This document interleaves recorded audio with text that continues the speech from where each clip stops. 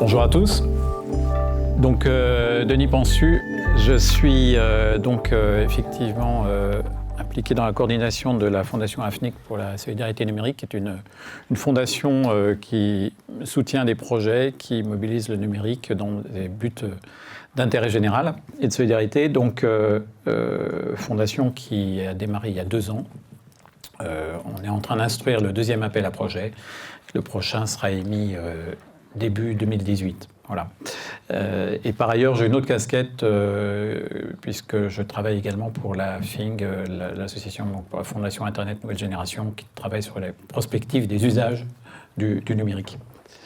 Alors, je voulais finalement vous partager un point de vue qui est issu d'une vingtaine d'années d'expérience dans le domaine du tiers secteur.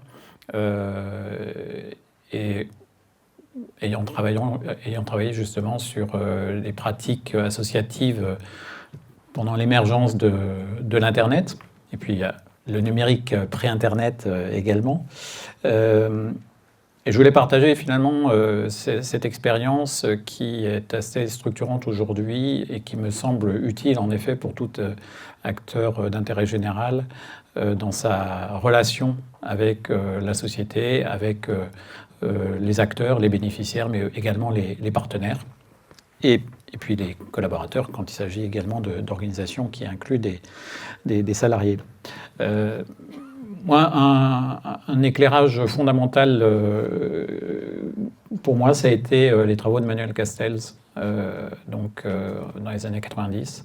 Manuel Castells, qui est un sociologue de la ville, et qui très tôt a anticipé finalement les mutations que le numérique provoquait dans nos organisations et nos territoires. Et une chose qui me semblait très, très simple, mais très forte aussi, c'est qu'il considérait que finalement, désormais, l'unité, c'était le projet, et non plus l'organisation. C'est-à-dire que dans nos sociétés, on a été finalement très, très marqué par des organisations dans lesquelles on s'intégrait. Alors il y a eu historiquement, je dirais, au XXe siècle, l'Église, la religion, le syndicat, l'entreprise ou l'administration publique, mais c'était finalement des organisations dans lesquelles, à l'époque, on passait toute sa vie. On y entrait, on faisait un parcours, et puis on prenait sa retraite. Et finalement, il y avait un continuum, une continuité vraiment comme ça, qui était très linéaire. Et tout ça a éclaté. Alors, avant les débuts de l'Internet, mais ce qui est intéressant, c'est que l'Internet renforce finalement cette dimension. Et dans tous les débats aujourd'hui qu'on a sur notamment l'ubérisation des activités, eh bien, on voit que cette fragmentation, elle s'accentue. Alors on peut y voir effectivement des effets pervers. Ce que je vous invite finalement à explorer, c'est plutôt les potentiels. Et les potentiels pour vous, acteurs justement de l'engagement, qui souhaitez impliquer des bénévoles, des personnes qui sont justement en recherche de soutien. Alors, ce qui est important aujourd'hui dans cette société en réseau, c'est que on a une transformation profonde des organisations. C'est particulièrement net pour les grandes structures de type fédérative. Et en France, l'action sociale, culturelle est très imprégnée de cette approche par grande fédération. Et donc on voit bien que le modèle fédératif, qui a été très structurant en effet au XXe siècle, est aujourd'hui en questionnement. Et il est un peu en effet bousculé par le fonctionnement en réseau. Donc modèle fédératif très vertical, comme Jacques Yon l'explique très bien dans La fin des militants, point d'interrogation. Jacques Yon, qui est un sociologue justement de l'engagement, que je vous invite à lire parce que ça permet de comprendre plein de choses sur les dynamiques associatives en France, explique que justement, historiquement, le mouvement associatif organisé en fédération, c'était à l'époque du Front populaire, pour avoir justement une relation organisée, structurée entre la population et l'État, le gouvernement du Front populaire. Et donc tout ça, c'est en effet aujourd'hui, c'est totalement remis en cause. Mais ce qui me semble intéressant, c'est non pas de remettre en question le modèle fédératif, mais plutôt comment l'articuler avec les dynamiques de réseau. Et on voit aujourd'hui, en effet, de nombreuses organisations qui se posent des questions de fonctionnement en réseau, donc plus horizontales, plutôt que l'un remplace l'autre. Ce qui me semble intéressant aujourd'hui dans notre univers et dans nos projets, c'est comment finalement on travaille sur ces deux articulations. Alors, fédération, c'est un cadre spécifique. Si vous êtes dans une petite structure, c'est peut-être pas trop votre problématique. En revanche, la dimension partenariale, aujourd'hui, elle est essentielle. Et dans l'analyse des projets en tant que fondation, ce qui nous semble très important, c'est comment, en effet, vous êtes en capacité de finalement construire votre écosystème.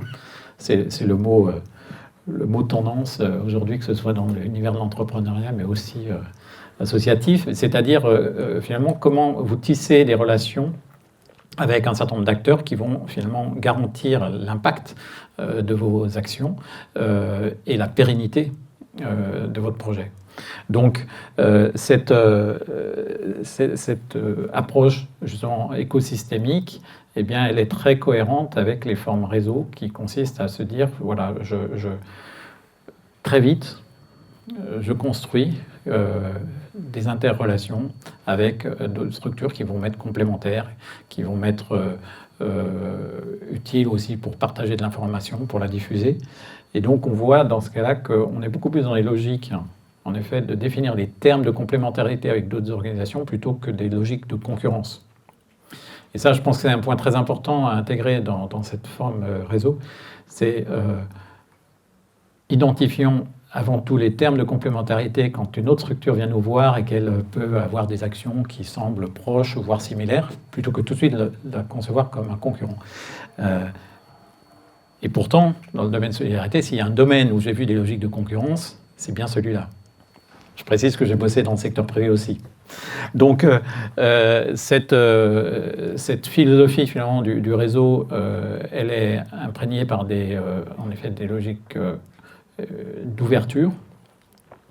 Et ce que j'ai remarqué dans différents univers de porteurs de projets, c'est qu'aujourd'hui, finalement, on voit très vite l'intérêt à partager son intention et ses projets plutôt que de garder son idée à soi, histoire de ne pas se la faire piquer. Ça, c'est pour moi une très grosse transformation. Il y a 20 ans, on était beaucoup plus dans vivons heureux, vivons cachés.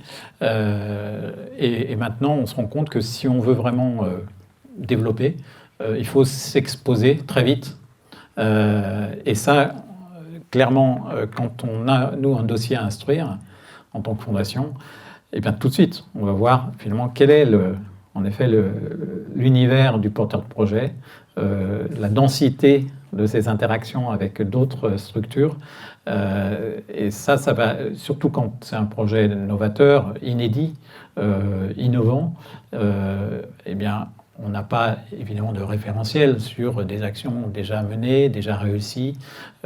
C'est des hypothèses de travail souvent que d'utiliser le numérique pour justement développer ces actions de solidarité. Donc, c'est en effet cette cartographie finalement des relations de votre projet avec votre environnement qui va être un élément déterminant. Alors, ça implique aussi au quotidien de nouvelles formes de compétences et des compétences d'animation de réseau, numériquement parlant. Ce qui est assez intéressant dans l'univers associatif et d'éducation populaire, c'est que on a vu émerger des approches en réseau au début des années 70, fin des années 60. Je prendrai pour exemple le réseau, le mouvement des réseaux d'échange réciproque de savoir, les systèmes d'échange locaux, donc là plutôt alternative économique, les réseaux d'échange de savoir étant une alternative pédagogique. Et ce qui est intéressant dans ces mouvements-là, c'est que justement, c'est des mouvements vraiment totalement réseau qui sont très peu verticaux. Souvent se dessinent à une petite échelle de quartier. Et ce que je trouve d'ailleurs intéressant dans l'émergence des réseaux d'échange de savoir, c'est que c'est totalement concomitant avec la naissance de l'Internet. 69, 72, on est dans cette période-là. Donc, je me permets de faire ce parallèle, mais en tout cas, c'est intéressant de voir que dans la société, on a eu des approches réseau comme ça qui sont nées au même moment. L'une étant absolument pas techno, réseau de savoir, c'est vraiment de la relation humaine, contrairement à l'Internet. Et donc, ces compétences d'animation de réseau, elles nécessitent une maîtrise de ce qu'on appelle aujourd'hui la littératie numérique. Alors, j'incite à retenir ce nom ou aller le voir sur Wikipédia. Qu'est-ce que c'est que la littératie numérique? Ce n'est pas simplement la maîtrise technique des outils, mais c'est comment finalement avec le numérique on est en capacité justement dans la société d'être dans l'échange, dans la coopération, d'avoir finalement un savoir-faire et un savoir-être qui va être adapté à cet univers numérique. C'est donc de la capacité à aller chercher l'information, c'est de la capacité à la partager. Et ça, aujourd'hui, en termes de médiation numérique, c'est un élément clé. C'est en tout cas ce qu'on va aussi observer dans les projets. C'est-à-dire qu'aujourd'hui, un projet qui nous demande du soutien pour acheter des ordinateurs ou faire des formations au traitement de texte, ok, mais ça fait déjà 15 ans que ça se passe. Alors il y a encore beaucoup de gens qui doivent effectivement apprendre, mais la question c'est plutôt comment aujourd'hui en tant qu'individu j'évolue dans la société avec le numérique, comment le numérique m'aide à y contribuer. Tout à l'heure vous allez avoir en atelier des témoignages et des outils en la matière.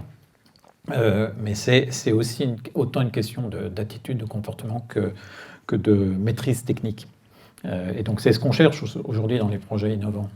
C'est ceux qui prennent en compte cette réalité-là et qui ne se limitent pas, je dirais, au premier degré du numérique, qui est l'outillage.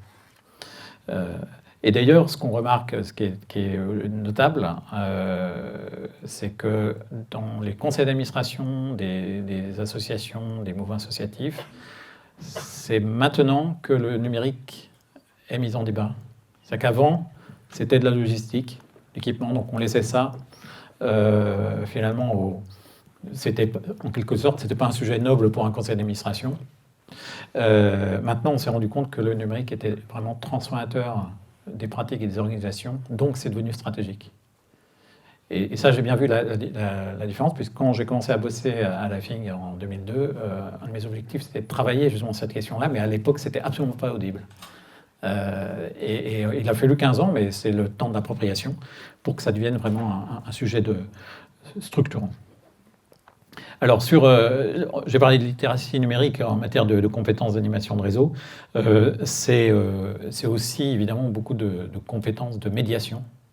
Alors, pas de médiation au sens de résolution de litige, mais au sens de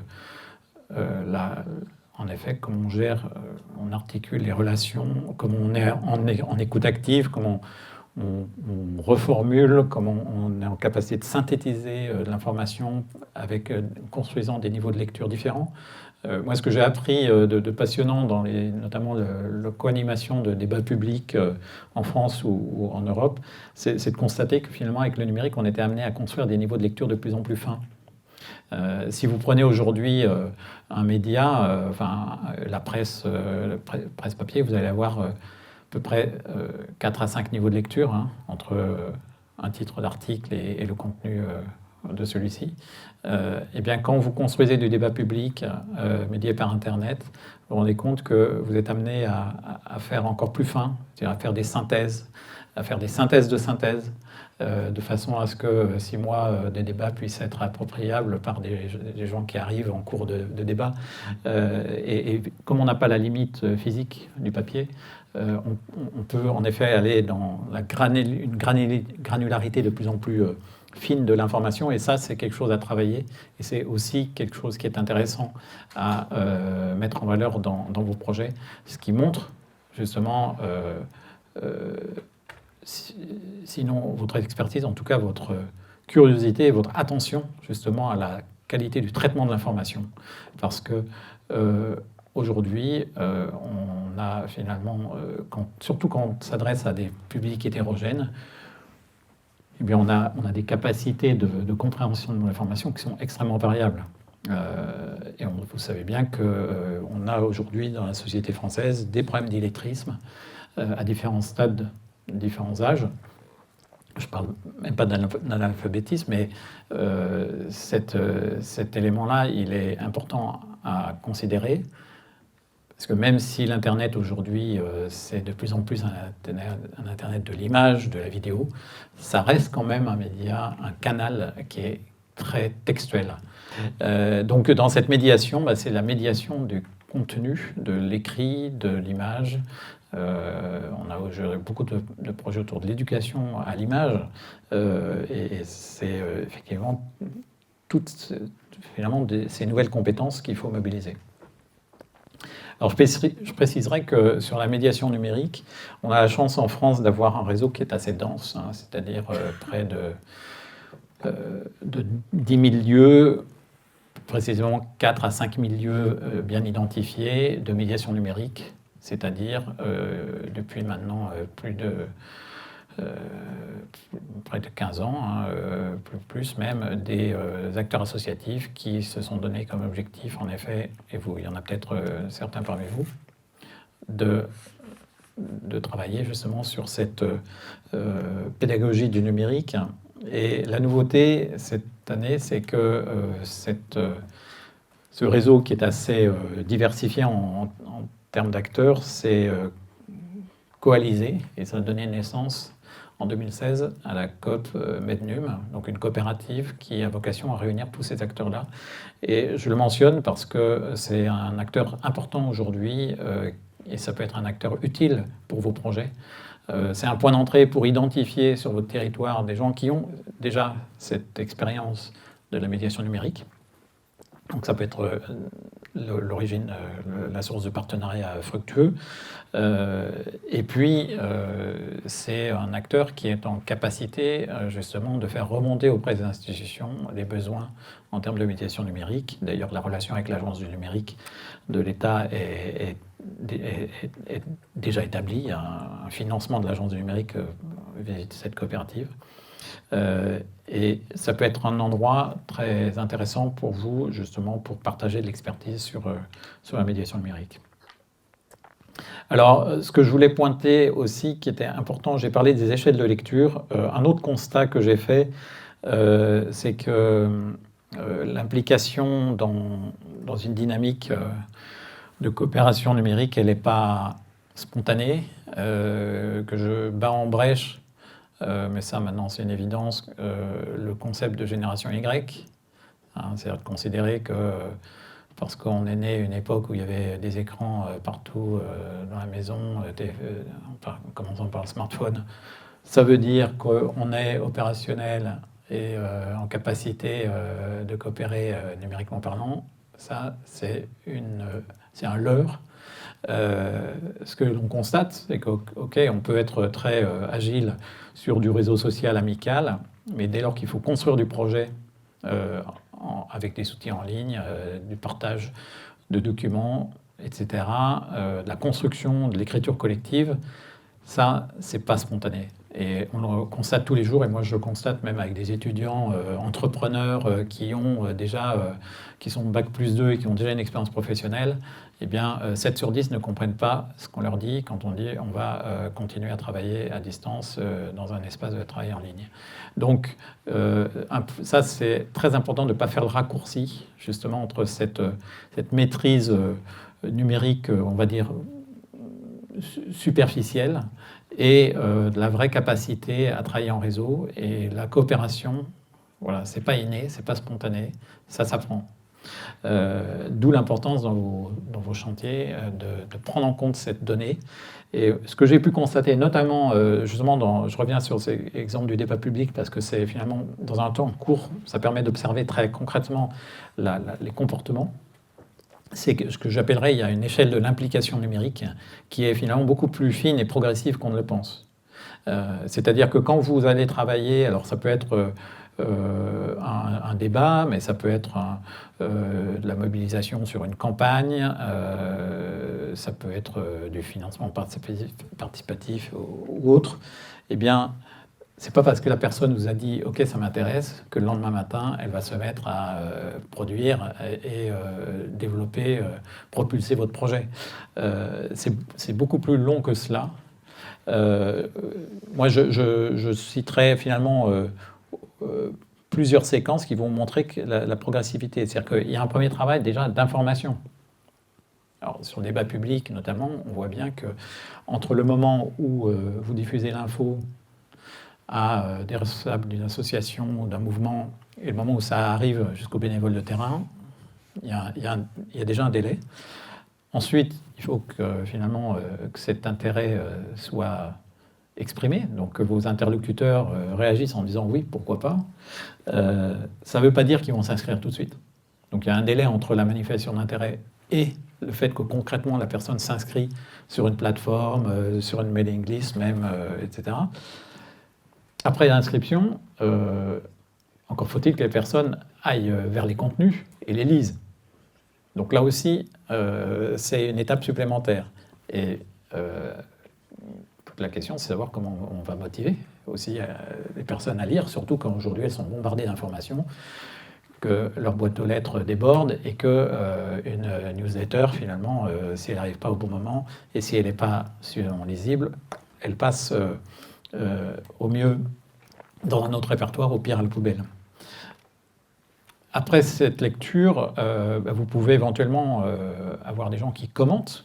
Quand c'est un blog, vous avez des zones de commentaires, et là, vous pouvez réagir. C'est pas pour autant qu'on est vraiment dans la coopération, dans la participation, on va dire, stricto sensu. C'est simplement de la réaction. Et puis, il y a une autre étape qui est de dire, bah, tiens, ces contenus-là qui m'intéressent, je vais peut-être les partager avec d'autres parce que ça va intéresser mes collègues, ça va intéresser une autre association. Et donc là, il y a cette dimension, en effet, de connexion. Et enfin, le fait vraiment d'intervenir, c'est-à-dire que j'exprime quelque chose, je formule une proposition qui finalement on pourrait considérer on va dire le summum de l'implication. Une étape supplémentaire, se dire je deviens en effet engagé et je co-construis le projet avec les auteurs de la plateforme ou du système d'information numérique auquel je suis connecté. Donc vous voyez, la graduation, tout ça, vous avez vite pris 6 mois, voire 1 an, voire 2 ans. Et ce que j'ai remarqué, c'est que dans la construction de réseaux numériques, il y a une temporalité qu'on remarque souvent, c'est qu'entre le moment où on construit un réseau de zéro et qu'il commence à se passer quelque chose, ça prend souvent 2 ans. Donc ça, il faut vraiment avoir le temps avec soi et surtout ne pas mettre la charrue avant les bœufs parce que vous serez déçus. Et c'est tout à fait normal que finalement, qui plus est dans une phase où on est encore dans l'appropriation du numérique, qui ait besoin de ce temps finalement progressif d'implication. Et je préciserai d'ailleurs que dans les débats publics, dans les enquêtes qu'on avait faites sur notamment un débat avec la Commission européenne dans le contexte de la coopération décentralisée, on avait constaté qu'il y avait une proportion non négligeable de personnes qui étaient actives, mais on ne le savait pas. Elles étaient actives simplement parce que justement dans l'étape de lecture, elles étaient très attentives, elles lisaient d'après les enquêtes qu'on a pu faire très régulièrement ce qui était produit, mais elles ne signalaient jamais leur intérêt, que ce soit via des commentaires, via des interventions, etc. Donc c'est le fait finalement que vous ayez dans votre réseau des personnes qui vont être silencieuses, c'est pas pour autant qu'elles sont passives. s'il y a des questions, justement, des remarques, on va se prendre un petit moment. Voilà, si vous avez des choses à faire remonter, en tout cas par rapport à l'intervention que vient de faire Denis, à ce qu'il a partagé. Je ne sais pas s'il y a des réactions comme ça à chaud dans la salle ou des questions que vous vous posez, un besoin de précision sur quelque chose. C'est un très bon message et il est fondamental de notre présence. Merci. Bonjour, Pierre Béard, projet de Tutsi. Vous aviez mentionné une certaine maîtrise technique à avoir du coup du numérique au niveau associatif et dans tout ce qui est du coup solidarité sociale, si on revient au sujet d'aujourd'hui. Du coup, est-ce que vous pensez que il y a en ce moment en cours un mouvement de fond justement pour former les gens qui sont liés à des projets associatifs pour les former au numérique? Il y a beaucoup d'initiatives. Je renvoie à la COP Mednum. Donc c'est COP Mednum, donc mednum.coop. Parce que c'est là que vous allez trouver justement énormément de ressources et d'acteurs qui sont dans cette dynamique-là. Alors, il y a une grande diversité d'acteurs. Hein. Ça va de du petit espace public numérique dans une mairie rurale qui offre finalement des formations assez basiques jusqu'à des lieux de culture numérique qui vont travailler sur de la chorégraphie interactive et avec incubateur, coworking, etc. Donc, vous voyez, il y a une amplitude très grande, mais c'est ça l'intérêt aussi en France, c'est qu'on a une très grande richesse d'acteurs là-dessus. Je mentionnerai quand même qu'aujourd'hui, de plus en plus, on a aussi des ressources en ligne et les fameux MOOC. On a plein de MOOC qui sont sortis ces 3 dernières années sur l'économie solidaire, sur la construction de projets coopératifs, sur finalement ces nouvelles approches. Donc ça, et puis je pense que tout à l'heure, les intervenants suivants auront plein de ressources à vous pointer. J'en aperçois au fond de la salle. Donc, je dirais qu'aujourd'hui, c'est plus une question d'aiguillage que d'avoir à initier des nouveaux dispositifs.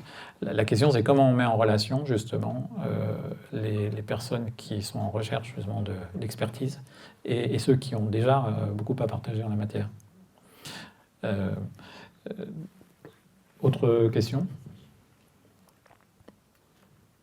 Alors, je précise aussi, il y a un site qui est quand même une bonne ressource, qui s'appelle Net Public, qui justement fait le relais de tout ce qui se fait en termes de médiation numérique, et dans lequel vous avez finalement beaucoup d'informations, à la fois d'actualité et de ressources. Il y a une cartographie aussi d'acteurs.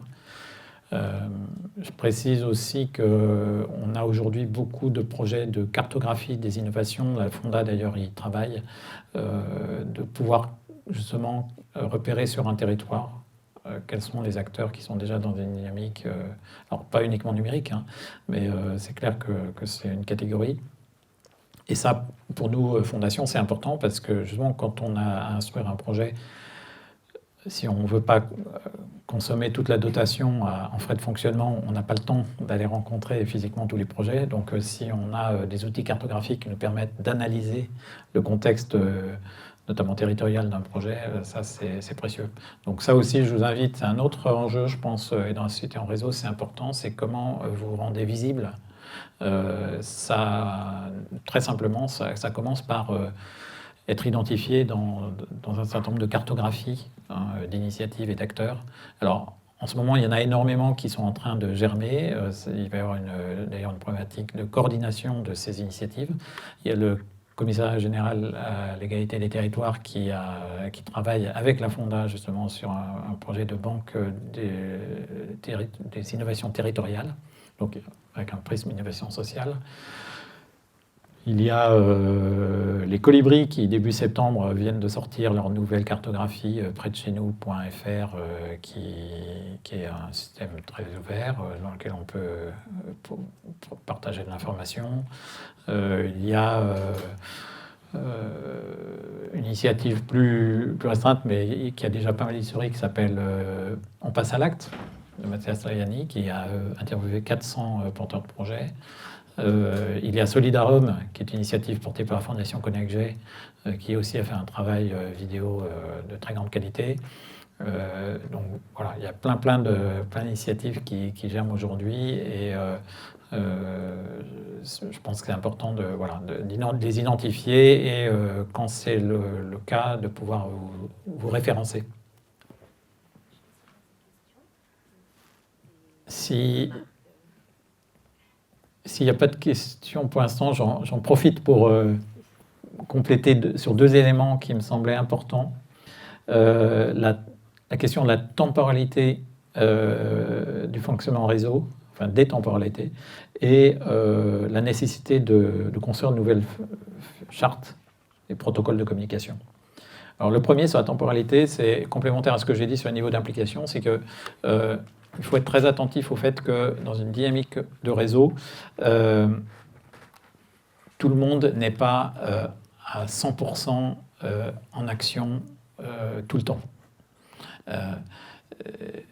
Alors ça peut paraître une évidence, mais quand vous travaillez avec un collectif, c'est un élément à prendre en compte, et ça commence déjà par offrir à la personne finalement différentes modalités d'implication. Souvent, le frein à l'engagement, c'est de se dire si je mets la main, ils vont me prendre le bras. Donc, le numérique a ceci de pratique, c'est qu'il rend possible une myriade finalement de niveaux d'engagement possibles. Et d'ailleurs, on le constate aujourd'hui, pour faire référence à ce que je disais tout à l'heure sur les pratiques plutôt linéaires du XXe siècle. Aujourd'hui, on constate qu'il n'y a pas de baisse de l'engagement, mais il y a une démultiplication, une diversification des engagements. Et vous pouvez avoir des personnes qui ont des multiples micro-engagements, qui sont souvent lus par les générations antérieures comme du non-engagement, mais finalement, en termes quantitatifs, c'est équivalent. Donc, offrir la possibilité d'avoir comme ça des micro-engagements, c'est intéressant. Appliquer au numérique, qu'est-ce que ça veut dire? Quand vous allez produire un contenu en ligne, un engagement extrêmement simple, déjà ça peut être de le relayer, mais ça peut être aussi de le corriger, ça peut être de l'enrichir, c'est-à-dire je fais une proposition et si moi je connais des initiatives qui vont dans le sens de cette proposition, je vais rajouter des ressources qui renvoient vers des initiatives complémentaires. Vous voyez tout ce travail finalement très, très numérique qui peut demander quelques quarts d'heure dans la semaine et pas des demi-journées ou des soirées entières. Donc ça, cette question de la temporalité, elle est importante, et le fait qu'il y a des moments où on est très actif et des moments où on ne l'est pas. Et donc ça, il faut le prendre en compte. Si vous ne prenez pas suffisamment en compte, vous allez avoir des hausses énormes et des chutes très grandes d'activité. Donc l'idée, c'est quand vous êtes finalement dans votre pilotage numérique, c'est de se dire, voilà, comment je fais en sorte que cette activité elle soit relativement équilibrée. Et donc, ça commence, comme je disais précédemment, par une bonne connaissance des niveaux d'implication de vos membres, de vos bénévoles, de vos sympathisants. Et puis, ce que j'ai constaté aussi, c'est que sur les acteurs historiques de l'Internet, notamment les premiers créateurs de mailing list, à un moment où le web n'était pas encore développé, qui ont été des gens qui ont été extrêmement impliqués de façon intensive, eh bien, il y avait, à l'époque, on ne parlait pas de burn-out, mais il y avait un burn-out numérique qui faisait qu'un animateur de liste, au bout de 2, 3, 4 ans, je veux dire, il avait envie de partir sur une île déserte parce que justement cette dynamique, elle avait été extrêmement accaparante, et c'est tout à fait, c'est humain, et c'est d'ailleurs souhaitable qu'il y ait justement des phases de repos, même concernant les animateurs. Donc faites attention aussi à ne pas concentrer la ressource d'animation sur un trop petit nombre de personnes, parce que dans ce cas-là, votre dynamique associative, elle va être finalement fragilisée. Et l'autre chose sur les chartes et protocoles de communication. Alors ça, je pense que c'est important aujourd'hui, qui plus est parce qu'on a atteint un niveau d'appropriation du numérique qui commence à être conséquent, c'est-à-dire on va considérer que plus de 50% de la population française est connectée, que ce soit sous forme d'ordinateur, de smartphone, etc. ça veut dire qu'il y a beaucoup de monde. Comme je dis souvent sur les questions d'implication, c'est que si tout le monde communiquait à 100%, enfin, de façon très efficace en même temps, ça serait la cacophonie. Et alors, ce qu'on a souvent constaté sur l'animation de débats publics et en mailing list, c'est que quand vous avez 100 personnes qui sont inscrites, si vous en avez 15, voire 20 qui sont actives, c'est déjà extrêmement riche. Si vous passez à 30 ou 40, là, ça commence à vous poser des problèmes de gestion des intervenants, de médiation, de régulation, etc. Si vous êtes à 5%, c'est un peu pauvre. Donc, vous voyez que cette question des chartes de communication, elle est importante parce qu'aujourd'hui, qu'est-ce que l'on constate? C'est que, je pense que vous le constatez tous les jours, dans votre vie numérique, vous avez globalement un ordinateur, un smartphone. Sur cet ordinateur, vous allez avoir des systèmes de communication asynchrones, comme l'email, des systèmes de communication synchrones, comme Skype, comme WhatsApp, comme toute solution, Google Talk, etc. Et en fait, ce dont on se rend compte, et puis il y a le SMS également, on se rend compte, c'est qu'il y a une utilisation finalement qui est un peu anarchique de tous ces canaux de communication. C'est qu'en fait, on ne s'est jamais posé la question de se dire, mais quand il y a un message urgent, on décide collectivement que ce message urgent, il va passer par tel canal. Et qu'est-ce qui se passe aujourd'hui? C'est que vous avez des gens qui sont dans un usage avancé du smartphone, c'est-à-dire qu'ils sont dans des univers urbains, en 4G, etc. Donc, ils relèvent leur boîte mail tous les jours, voire toutes les minutes, directement avec leur smartphone. Et il arrive comme ça, alors c'est anecdotique, mais c'est symptomatique, que vous avez un rendez-vous et la personne a un empêchement, un retard de train, etc. Elle vous envoie un courriel. Et donc l'autre personne qui est avec son téléphone, pas smartphone, pas 4G, etc., il se retrouve comme un con à attendre le rendez-vous et la personne dit oui, mais je t'ai envoyé un truc. Vous voyez, il y a dissociation des canaux de communication et ça crée de la désorganisation, ça crée de la déception, ça crée évidemment de la baisse d'engagement. Donc comment, avec vos bénévoles, avec vos salariés, avec votre conseil d'administration, comment vous définissez des protocoles de communication en analysant évidemment le niveau d'usage de vos membres, parce qu'il faut partir de l'existant. Et si vous commencez tout de suite maintenant la barre haute avec des outils qui nécessitent qu'il faille passer à la version suivante du système d'exploitation de l'ordinateur de 20% des membres, c'est clair que ça ne va pas marcher. Donc cette question des protocoles de communication, elle est vraiment très importante aujourd'hui en termes de rythme, en termes de capacité d'engagement, de mobilisation. Et pour les salariés, ça va être aussi un enjeu de qualité de vie au travail. Et ça, dans le secteur associatif, c'est un enjeu aujourd'hui très important qui monte de plus en plus. Bravo. Merci pour ces beaux conseils. Merci. Merci beaucoup.